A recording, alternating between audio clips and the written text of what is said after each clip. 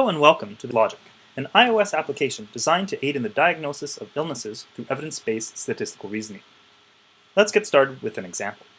A 45-year-old gentleman is presented with chest pain and you are worried they are having a myocardial infarction.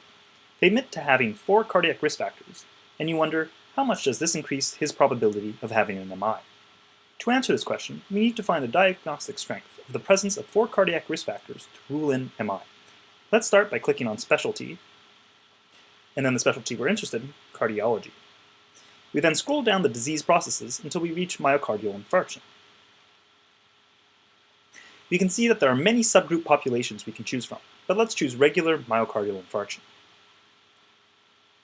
In this subgroup, the only test category is history, which is what we want, so let's click on that. Now we have a list of diagnostic strengths of common questions on history for myocardial infarction. We can arrange them by the best rule-in, or best positive likelihood ratio, by clicking the link on the top, or by the best to rule out, or negative likelihood ratio, by clicking the other link on the top. We can see that any cardiac risk factor is the best test to rule out myocardial infarction. Okay, we were interested in 4 risk factors, so let's click on that. This reveals the calculator screen. You can see that the strength of a positive test for myocardial infarction, or positive likelihood ratio, is 1.7, with a confidence interval ranging from 1.4 to 2. Before we can say how good this test is, we need to select the probability of the patient having a myocardial infarction before we even order the test, or the pre-test probability. We do this by moving the slider. Let's say that we thought he had a 20% chance before our test.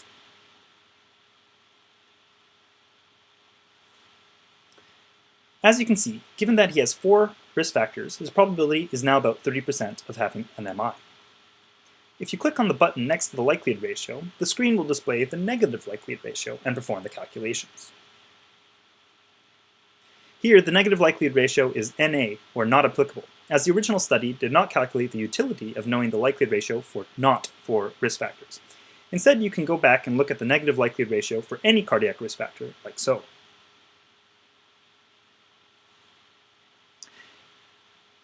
Now we see that if he did not have any risk factors, his probability would go from 20% to about 10%.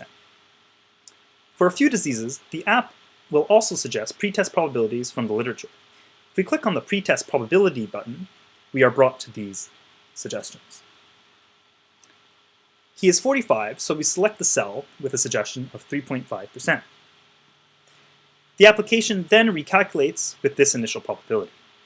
If you're curious, you can check the details of the study that the likelihood ratios are coming from by clicking the Details button at the bottom of the screen.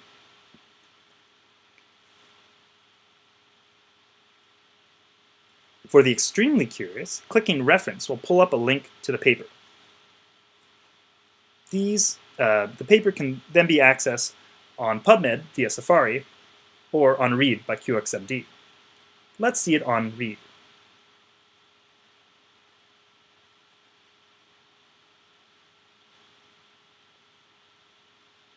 Let's go back to the app.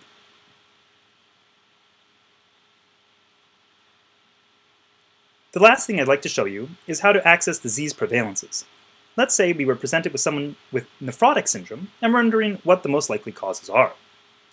First, let's click back on the Home button at the bottom of the screen. Now click on Presenting Complaint under the Prevalences heading. We're interested in nephrotic syndrome, so let's click on that. And let's say the patient in front of us is over the age of 65, so let's click on that subgroup population. And here we are. We can see that membranous glomerulonephritis, amyloidosis, and minimal change disease are the top contenders. You can see a little arrow next to membranous GN. This means that there are tests whose strengths are known for membranous GN in the app database. Let's find those tests.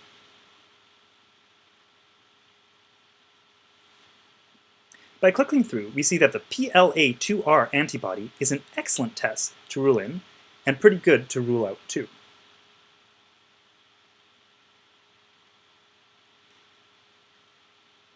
Thanks for downloading the app, and please do leave a review in the App Store if you find it useful.